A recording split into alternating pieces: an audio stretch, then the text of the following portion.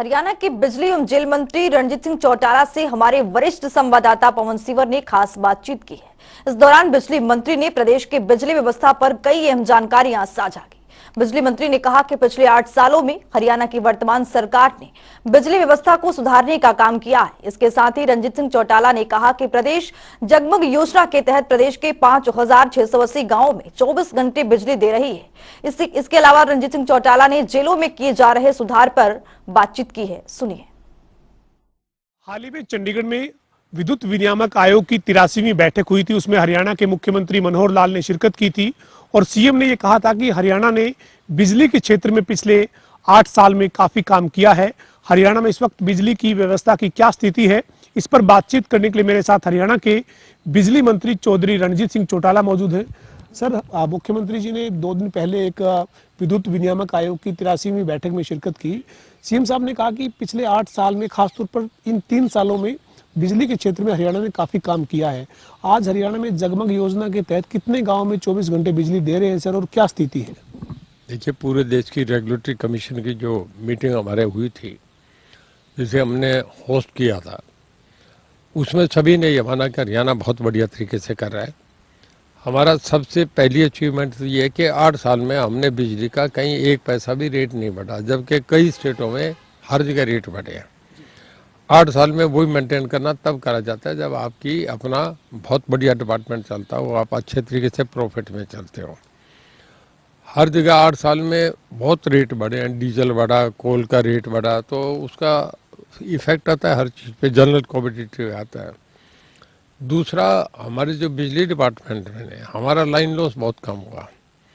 जो पहले 2005 में हमारा 30% के करीब था, वो आज घट के 13.46 है। आप ये समझिए कि हमारा 6,000 करोड़ रुपया प्रॉफिट में हो गया, हम 3700 करोड़ घाटे में थे।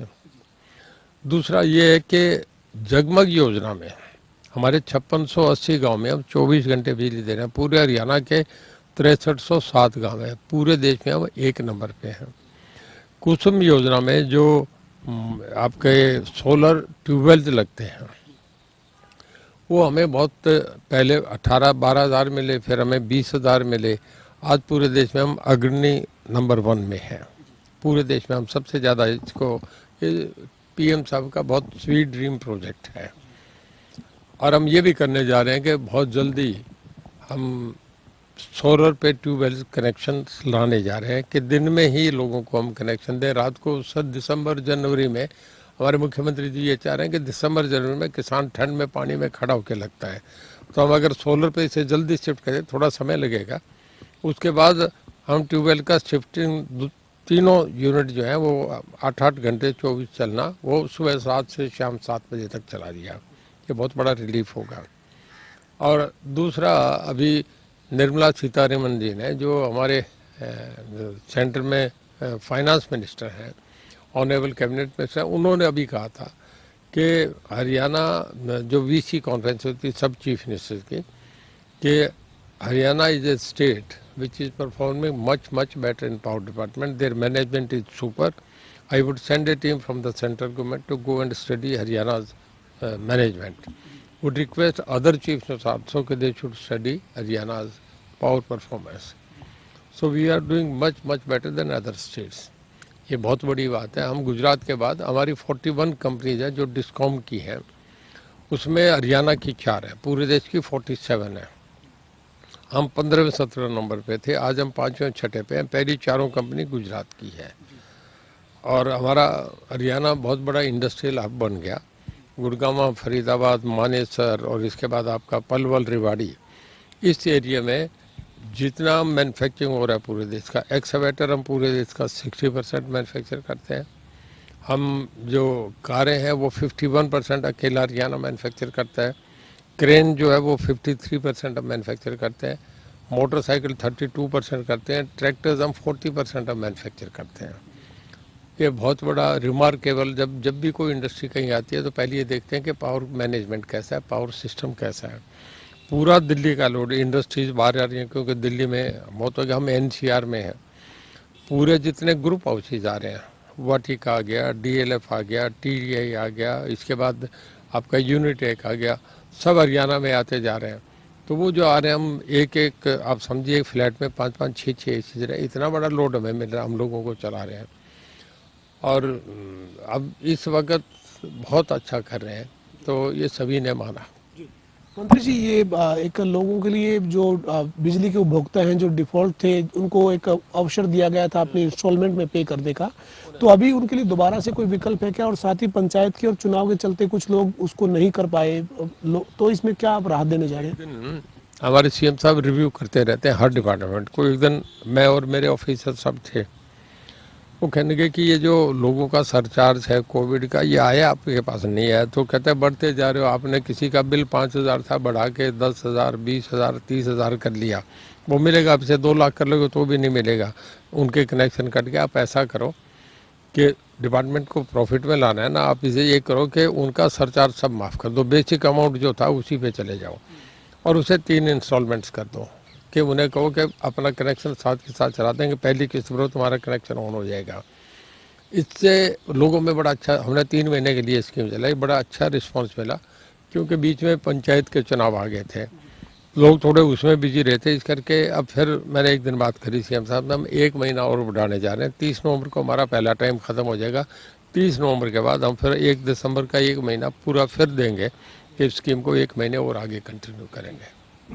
सर, हरियाणा की अब बिजली की स्थिति जो है वो आप बता रहे हैं, मुख्यमंत्री जी ने भी एचआरसी की बैठक में बताया, काफ़ी सुधार की बात की गई है, लेकिन विपक्ष जो है वो ये आरोप लगाता है कि पावर प्लांट नहीं लगा हरियाणा में कोई। तो क्या हमें पावर प्लांट की ज़रूरत नहीं है, या कोई पावर प्लांट की कोई यूनिट में कोई ज़्यादा क्षमता बढ़ाने पे काम भी चल रहा है? देखिए, क्योंकि सब कुछ सोलर पे शिफ्ट होता जा रहा है, तो हमारे सीएम साहब का ये मन था कि ज़्यादा थर्मल में नहीं जाए, पोल्यूशन हम एनसीआर में आते हैं, तो हरियाणा थोड़ा सा ये करके भी हम इसे नहीं करना चाह रहे थे। पर अब के जो क्राइसिस आया, इस करके हम समझते हैं कि हम अपनी पावर भी हम पे थोड़ी होनी चाहिए, इस करके सब लोगों का व्यू सुन के हमने एक 800 मेगावाट का, नहीं हम चाहे 10 लगा लें, कोई वो इश्यू नहीं है। 800 उसका प्रदर्शन का ये है कि हम दिल्ली में आते हैं, सुप्रीम कोर्ट की गाइडलाइंस आ जाती हैं, अभी गाइडलाइंस है कि आप इसे नवंबर से लेके फरवरी तक, ये जब पोल्यूशन आपका धुआं आता है, पराली जलती है हो रहा है, तो दिल्ली एनसीआर में बहुत वो आता है, ये करके उनका था कि इसको डिमोट करो, ज़्यादा नहीं बढ़ाएं इसको, तो हम इसे नहीं कर रहे थे। पर अब ये देख के जो अब के क्राइसिस है, वो 800 मेगावाट का एक थर्मल यमुनानगर में ऑलमोस्ट फाइनल हो गया, उसके लिए हमने कंसल्टेंट भी अपॉइंट करोगे। अब इसके बाद टेंडर वेंडर बड़ा जल्दी फ्लोट करेंगे और हम एक बनाने जा रहे हैं। और इसके बाद पावर में हम बहुत एफिशिएंट हैं, बहुत कंप्लीट, हमें कोई दिक्कत नहीं। जेल में भी बहुत सुधार हो रहा है। अभी एक 12 मेंबरी कमेटी आई थी जो पार्लियामेंट की कमेटी थी, उन्होंने तेलंगाना भी विजिट करा, आपका तिहाड़ भी करा, हमारी जेल भी विजिट, बॉन्डसी जेल विजिट करी। 12 आदमी मेंबर कमेटी थे। सुशील मोदी जो पहले डिप्टी चीफ थे, वो उस कमेटी के चेयरपर्सन थे, और उन्होंने आके जेल का जो सारा देखा, कैदी का होता है कैसे, उसे उसको सिक्योरिटी कैसे है, उनका जो फंडामेंटल राइट्स पे तो कहीं नहीं आती। सेशन जज विजिट करते हैं कि नहीं, खाना कैसा मिलता है, उनके रहने का सिस्टम कैसा है, कैदी को जब लेके जाते हैं पैरोल समय से मिलती है कि नहीं, वो सारा एक कैलकुलेशन होती है। वो देख के कहने के कि आपका हमने तिहाड़ भी देखी, वो भी देखी, तेलंगाना आपका सबसे सुपर चल रहा है। हमारे जो जेल में कुछ प्रोडक्ट हैं, जैसे हमारी अम्बाला की बेकरी है, उसका बहुत बढ़िया प्रोडक्ट है, बहुत बढ़िया वो बनाते हैं, वो मतलब बाकी हरियाणा में कहीं नहीं मिला जितना अम्बाला बेकरी में बढ़िया मिलते हैं। कई जगह मिठाइयाँ बनती है, वो उन्हें देखी कुछ, और हमारे जो दूसरे प्रोडक्ट हैं वो भी उन्हें साथ लेके। जातिवार वो मजाक में कहने लगे मोदी साहब कि आपकी जेल में हम देख रहे हैं कि जब आप जेल कैदियों को छोड़ेंगे तो कई कैदी तो जाना नहीं चाहेंगे, वो प्रेफर करेंगे कि हम यहीं रहेंगे तो ज़्यादा बढ़िया, घर में टेंशन हो रहा है तो जेल में रखा जाए, तो मतलब ये प्रॉब्लम आपको आएगी। तो ये बहुत बड़ा कॉम्प्लीमेंट है। हमारे जेलों में बहुत सुधार करा है पहले से। कुछ चीज़ें हैं जो अगले 1 महीने में हम इम्प्लीमेंट कर देंगे। हमारे जितने स्टूडेंट थे उनको किसी को पहले यूनिफॉर्म नहीं मिलती थी, गाड़ियाँ नहीं थी, अब सबको यूनिफॉर्म दे दिए स्टूडेंट जेल की, और सारे यूनिफॉर्म में रहेंगे, और सबको एक एक स्कॉर्पियो सारी जेलों में दे दी। 3 नई जेलें ऑलमोस्ट हमने फाइनल कर दी, अभी अगले 10 दिन में कर देंगे। फरीदाबाद ना आपका दादरी, इसके बाद फतेहाबाद और पंचकूला 3 नई जेलें बनाने जा रहे हैं। अम्बाला भी हम सोच रहे हैं, कल मैं विजिट करके आया, जेल की हालत ठीक नहीं है, पुरानी बहुत सेंट्रल जेल है कभी की, ब्रिटिश टाइम से पहले की, उसमें भी हम देख रहे हैं कि वो शहर का बीच की लोकेशन होगी, कहीं नई जेल बनाई जाए तो हम वो तो है। हमारी जो यहाँ रोहतक में जो जेल बन रही है वो हमारी सबसे मॉडर्न जेल होगी। हाई जो सिक्योरिटी जेल जिसे कहें वो होगी। उसमें 3 टायर सिस्टम होगा सिक्योरिटी का। सीआरपीएफ अलग लगेगी, हमारी लोकल पुलिस अलग लगेगी। तो उसमें कोई भी जितने आपके हरियाणा के और पूरे देश के जो एनसीआर में जितने टॉप खूंखार आतंकवादी हैं या कश्मीरी डेटनूज हैं, इस तरीके के लोगों को उसमें रखेंगे जहाँ 50 जैमर लगेंगे, कोई पता भी नहीं हुआ। वो पूरी एक अद्भुत जेल होगी। पूरे नॉर्थ इंडिया में ऐसी जेल नहीं होगी। बहुत धन्यवाद जी। हमारे साथ हरियाणा के बिजली एवं जेल मंत्री चौधरी रणजीत सिंह चौटाला थे, जिन्होंने प्रदेश में बिजली और जेल विभाग में जो तमाम कदम उठाए जा रहे हैं उनकी जानकारी दी है।